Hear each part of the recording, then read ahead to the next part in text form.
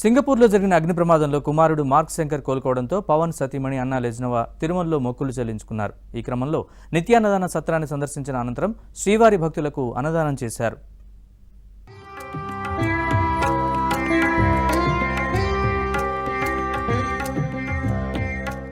కలియుగ ప్రత్యక్ష దైవం తిరుమల శ్రీవారిని పవన్ సతీమణి అన్నా లెజినోవా తెల్లవారుజామున దర్శించుకున్నారు. సింగపూర్లో పవన్ అన్నా లెజినోవా దంపతుల కుమారుడు మార్క్ శంకర్ అగ్ని ప్రమాదంలో గాయపడి కోలుకోవడంతో మొక్కులు చెల్లించుకున్నారు. ఆదివారం తిరుమలకు వచ్చిన అన్నా లెజినోవాకు టీటీడీ అధికారులు స్వాగతం పలికారు. టీటీడీ నిబంధనల ప్రకారం డిక్లరేషన్ పై సంతకం చేసి ఆమె వరాహస్వామిని దర్శించుకున్నారు. ఆపై పద్మావతి కళ్యాణకట్టకు చేరుకొని శ్రీవారికి మొక్కుగా తలనీలాలు సమర్పించారు.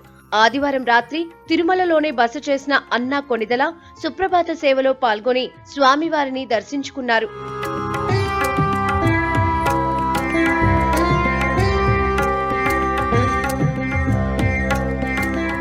తిరుమలలో అడుగడుగున ఆలయ సాంప్రదాయాలు పాటిస్తూ శ్రీవారికి మొక్కులు చెల్లించారు అన్నా కొణిదల. సోమవారం ఉదయం శ్రీవారిని దర్శించుకున్న అనంతరం రంగనాయకుల మండపంలో అన్నా లెజినోవాకు వేద పండితులు వేద ఆశీర్వాదం అందజేశారు. అనంతరం ఆలయ అధికారులు స్వామివారి తీర్థ ప్రసాదాలను అందజేశారు. స్వామివారి దర్శనానంతరం ఉదయం 10 గంటలకు తరిగొండ వెంగమాంబ నిత్యాన్నదాన సత్రాన్ని సందర్శించారు.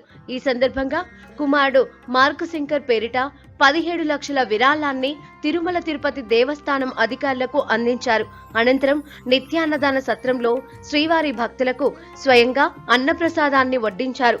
ఆపై భక్తులతో కలిసి అన్నప్రసాదం స్వీకరించారు.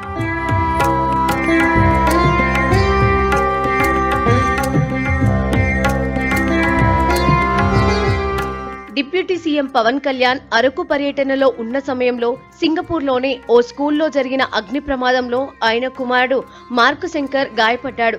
శంకర్ కాళ్లు చేతులకు గాయాలయ్యాయి. వెంటనే పవన్ కళ్యాణ్ తో పాటు చిరు దంపతులు కూడా సింగపూర్ కు వెళ్లి శంకర్ ఆరోగ్య పరిస్థితిని తెలుసుకున్నారు. మార్క్ శంకర్ ఆరోగ్యం మెరుగుపడటంతో అక్కడి వైద్యుల సలహాతో చిన్నారిని వెంటనే హైదరాబాద్ కు తీసుకొచ్చారు పవన్ కళ్యాణ్.